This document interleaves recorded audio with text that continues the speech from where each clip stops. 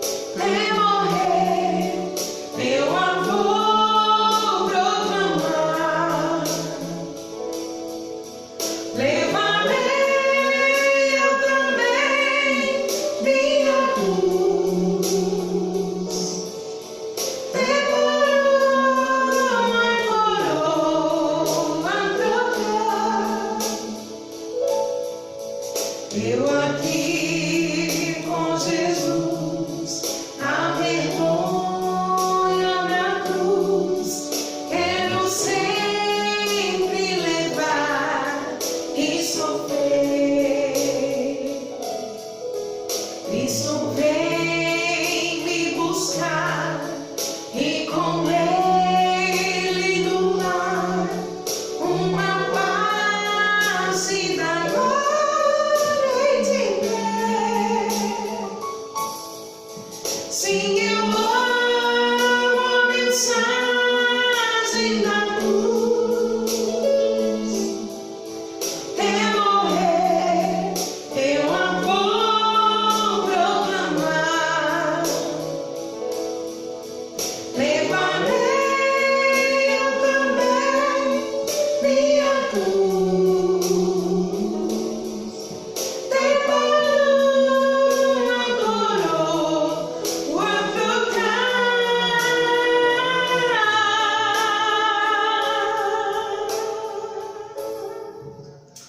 Amém, aleluia.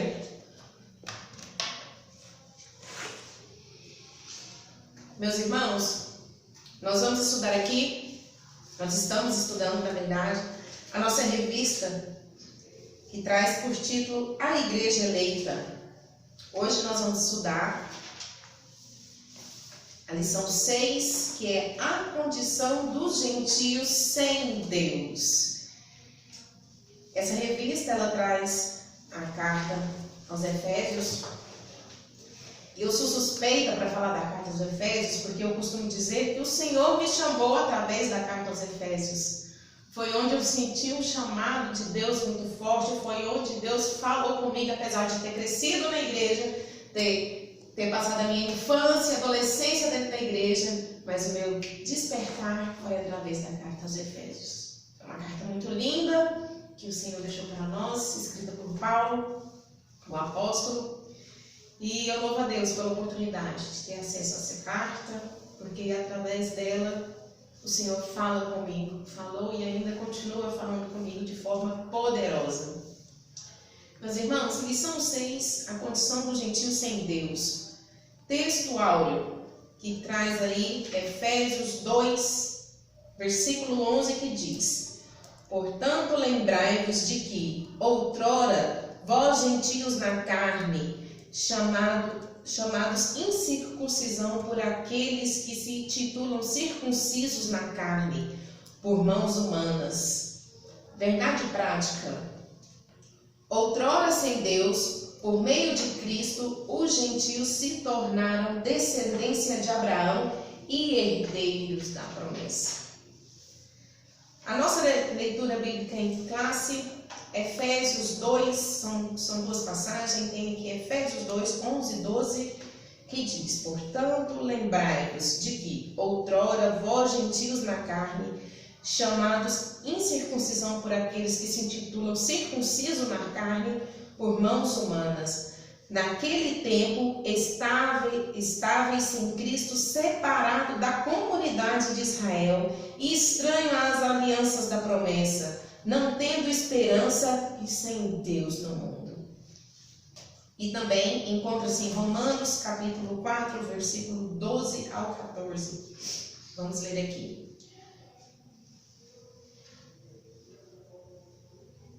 12 ao 14. E o pai da circuncisão, isso é, daqueles que não são apenas circuncisos, mas também andam nas pisadas da fé que teve Abraão, nosso pai, antes de ser circuncidado. Não foi por intermédio da lei que Abraão, ou sua descendência, coube a promessa de ser herdeiro do mundo, e sim mediante a justiça da fé.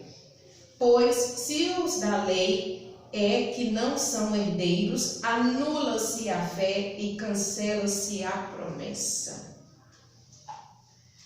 Meus amados, o cenário da carta de Efésios é Paulo preso em Roma, e ele escreve para instruir e confortar a igreja de Efésios, ali onde tinham vários gentios.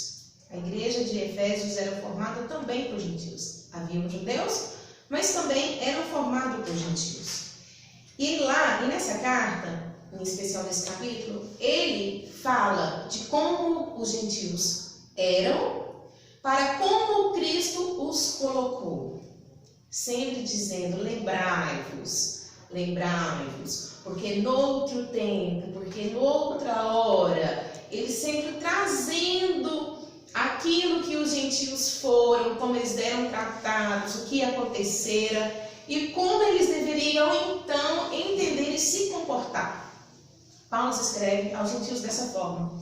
E talvez você esteja me perguntando: Pretusa, mas quem são os gentios? Eu quero ler uma passagem com você. Se você estivesse aqui na congregação, eu ia dizer: então abra comigo. Mas vamos nos adaptando aqui. Gênesis 12.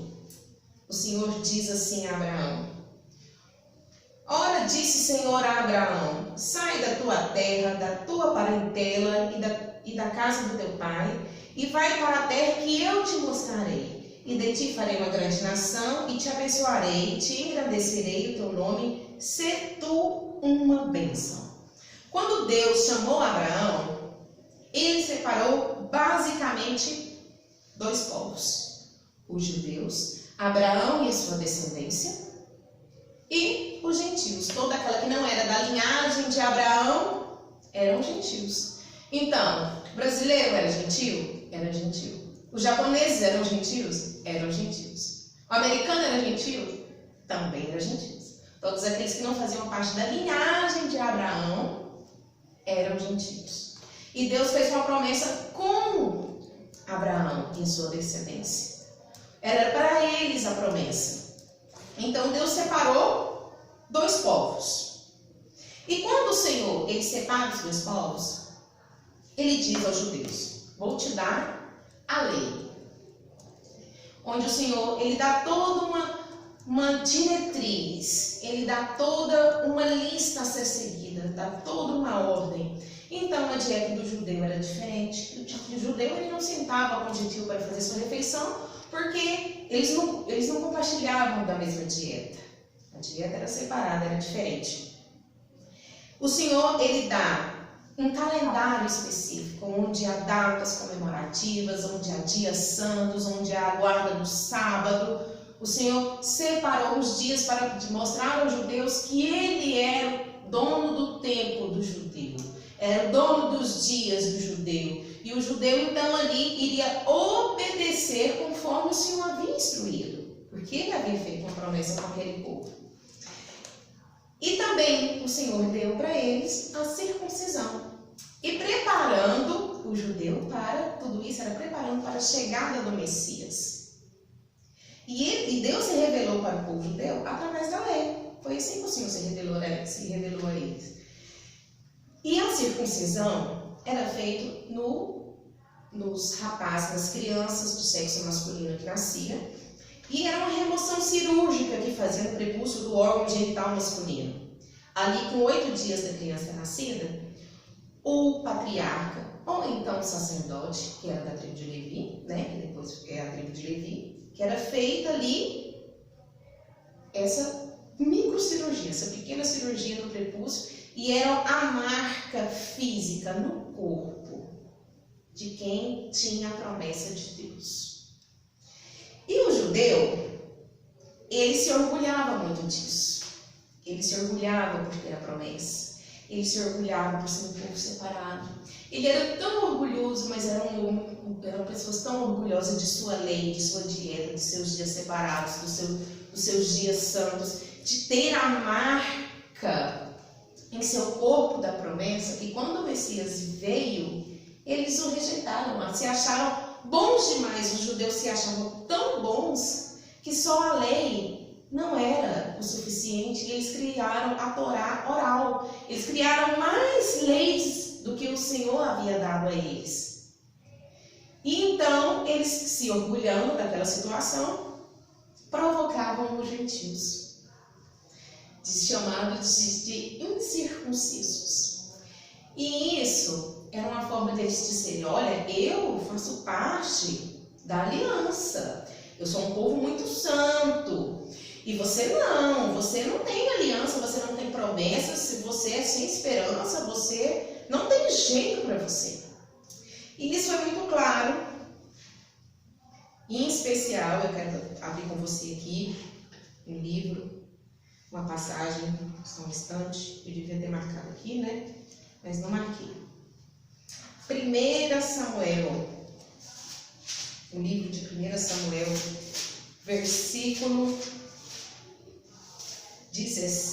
capítulo 17, versículo 26. Quando então Golias chamou o povo para o duelo. Golias chamou e falou: vem, se vocês me vencerem aqui, nós vamos nos render. E então o que Davi disse? Então falou Davi aos homens que estavam consigo, dizendo: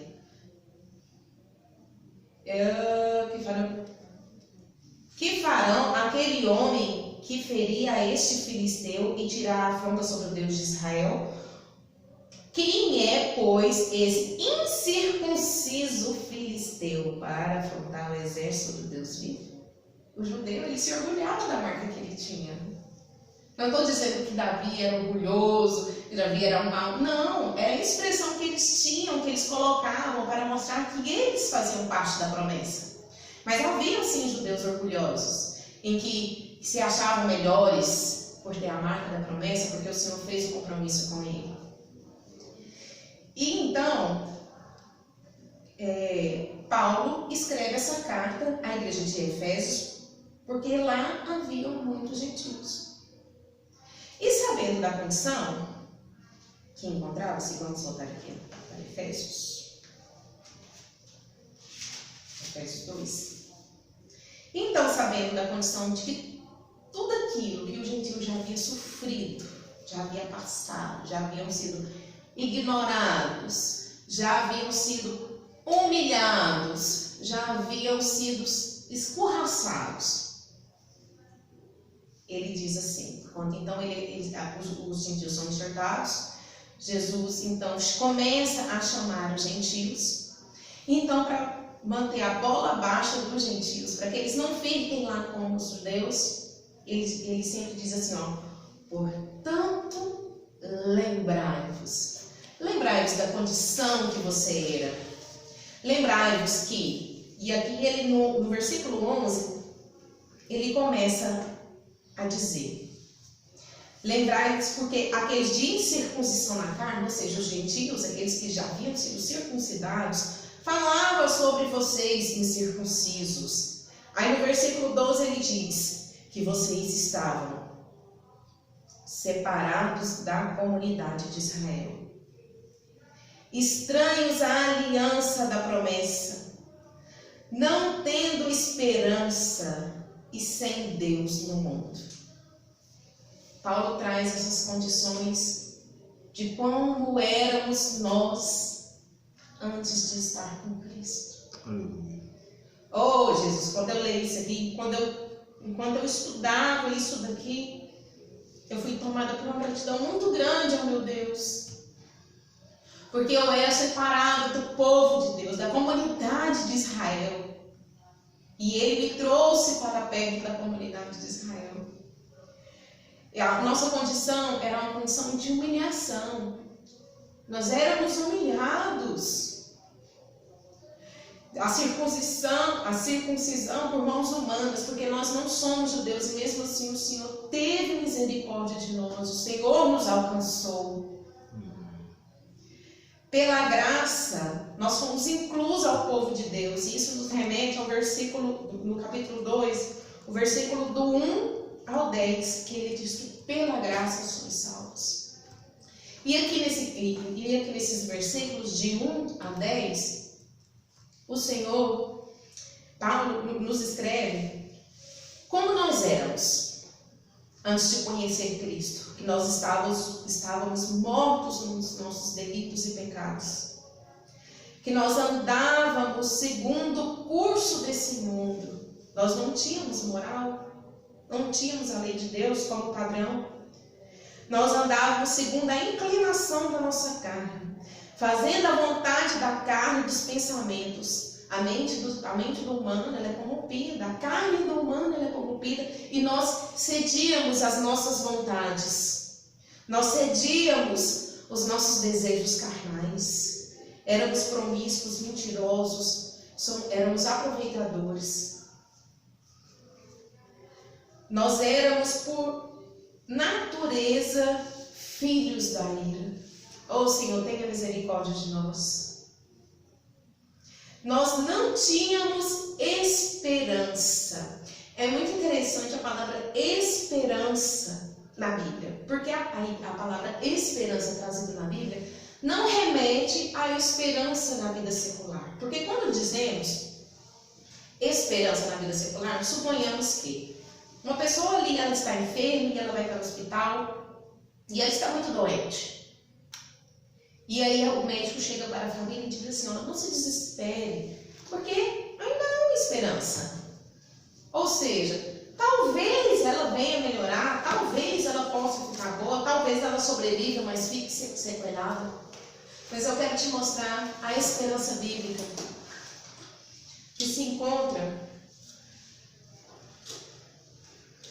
no livro de Jeremias. Só um minuto aqui. Aleluia. Eu não marquei. Misericórdia.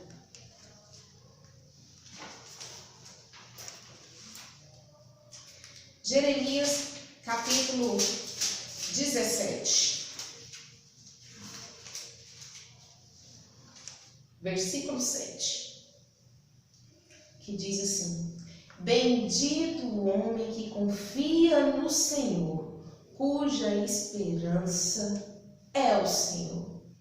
A nossa esperança é uma confiança. Então, quando nós não estávamos em Deus, enquanto nós não éramos inclusos na promessa ali, na cruz, na aliança com Deus, nós éramos sem esperança, sem confiança. Nós não tínhamos para onde correr, nós não tínhamos o que fazer. Quem não tem esperança só tem medo. Aquele que não tem esperança, ele tem medo. A esperança é aquele que nos mantém vivo. A esperança, a nossa confiança em Deus é o que nos mantém aqui, fazendo a obra, clamando ao Senhor, obedecendo, clamando por misericórdia, vindo à nossa congregação, falando com nossos irmãos, estudando a Bíblia, tendo a confiança, a esperança que um dia o Senhor irá nos buscar. Essa é a nossa esperança. Não é um talvez. Não é um talvez vai acontecer. Não é talvez há uma possibilidade. Não. É a certeza, é a confiança que o Senhor virá por nós. E quando nós não estávamos em Cristo, quando nós éramos gentios, incircuncisos na carne, que essa era a nossa condição, nós éramos sem esperança, sem a confiança no Senhor. Viver sem Deus no mundo, sem os padrões moral. Paulo diz: vocês eram sem Deus no mundo. Faziam o que queriam. Cediam às inclinações da carne. Cediam às vontades. Iam segundo o curso deste mundo. Eu vejo que essa segunda parte do livro de Efésios remete muito à primeira parte do livro, aos versículos de 1 a 10. Eles são muito parecidos, onde mostra a nossa condição depravada. E Paulo também mostra que aqui não há possibilidade de salvação sem Deus. Não há nada que você possa fazer sem Deus, que vai te dar a salvação, porque você não tem esperança, sem Deus no mundo, excluído da comunidade, não há nada que você possa fazer.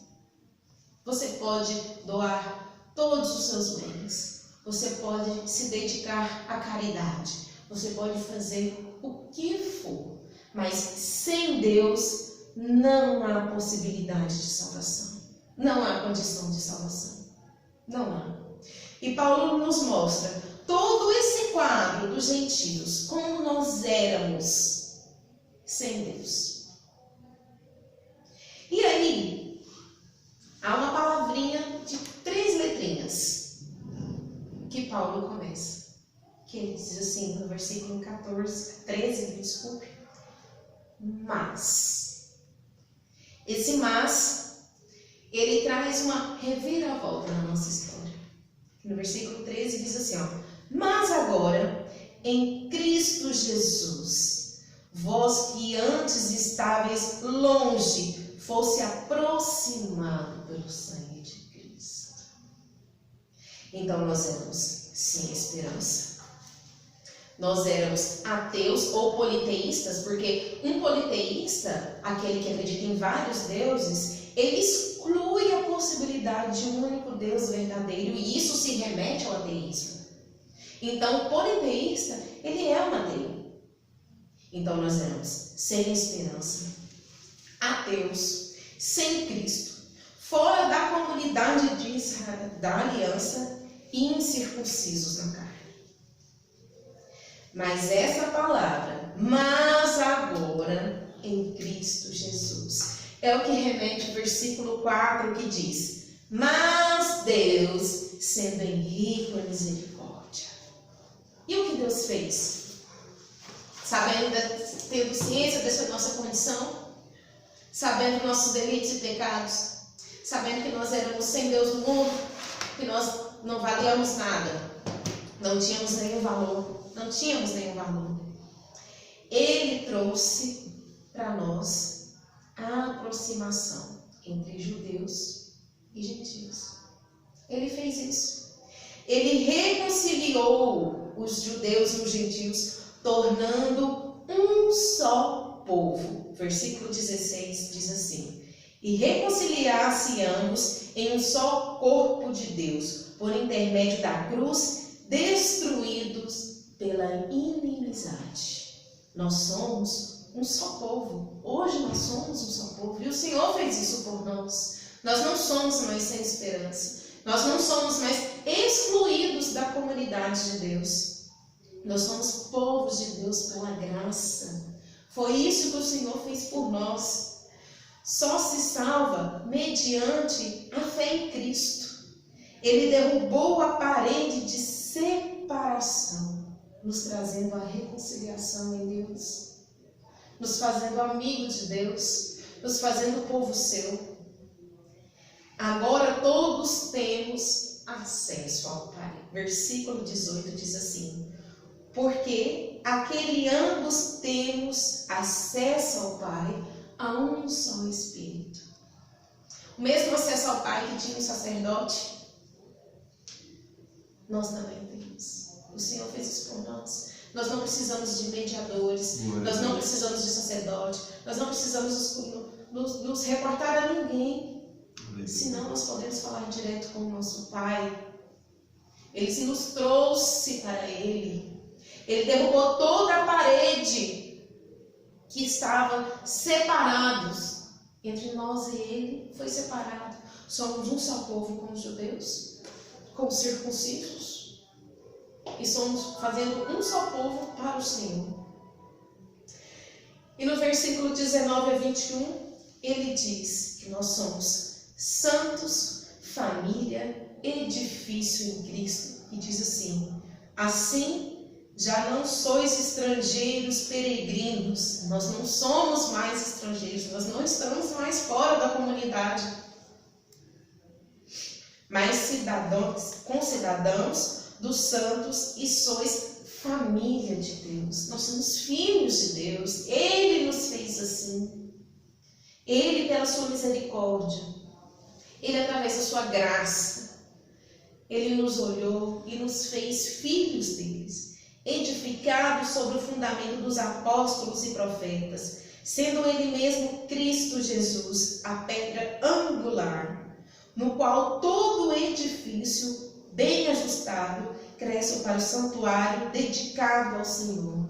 Ele é o nosso alicerce. E nós somos edifícios. Nós somos edificados sobre aquele alicerce que é o Senhor, porque Ele nos olhou e Ele teve misericórdia de nós. Meus irmãos, quando nós olhamos essa passagem de Efésios 2, é uma passagem muito rica, uma passagem muito maravilhosa. Uma passagem linda que quando a gente estuda e nós entendemos qual era a nossa condição, de onde o Senhor nos tirou e para onde o Senhor nos trouxe, meus irmãos, é impossível não se emocionar. Porque se não fosse o Senhor, com a sua infinita misericórdia, com a sua infinita graça, com o seu olhar de amor que nos olhou, nossa condição seria terrível. Diz aqui no versículo 6, que quando o Senhor nos reconcilia, quando sua graça nos alcança, Ele nos ressuscitou, porque a nossa condição era de mortos. Ele nos fez assentar em lugares celestiais em Cristo Jesus. Ele nos trouxe e nos aproximou para Ele. E eu glorifico muito ao meu Senhor. E eu glorifico muito ao meu Deus, porque eu tive a consciência. Eu pude aprender de onde Ele me tirou e para onde Ele me levou. Meus irmãos, eu fico muito impressionada com aquele que se diz cristão e se acha melhor daquele que não conhece a palavra. Eu tenho certeza que esse cristão ele não conhece o Efésios 2, porque provavelmente ele não sabe de onde o Senhor o tirou. Provavelmente ele não sabe qual era a condição dele antes de conhecer Cristo. Porque o que ele está fazendo com as outras pessoas se sentindo melhor era o que os circuncisos faziam com os gentios. Era essa a condição. Se sentia melhor. Então, essa palavra, ela nos traz a humildade, nos ensina a ser humildes em Cristo. Você não é melhor porque você tem a salvação, você tem a salvação porque Deus teve misericórdia de você. E nossa marca externa, ela de nada vale. Porque nós aprendemos, eu quero que você ouça o versículo que eu vou ler para você agora. Deuteronômio, capítulo 10, versículo 16, onde está sendo feita uma exortação à obediência, e é dito assim: circuncidai, pois, o vosso coração, não mais endureceis a vossa cerviz. Nada adianta a sua marca externa se o seu coração não ser circuncidado. Quando conhecemos a Cristo, é necessário haver transformação de vida. Esse é o Evangelho de Cristo.